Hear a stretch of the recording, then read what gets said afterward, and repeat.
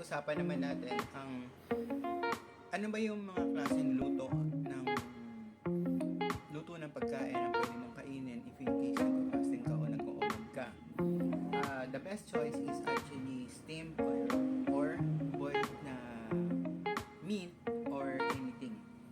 Pagdating naman sa gulay, much as possible kung kaya yung raw kasi nga mas matagal bukod sa mas maraming vitamins and minerals na mga pwede makain is mas lalong matagal siyang matungo sa tiyan mo. Wag lang ikaw kakain ng fast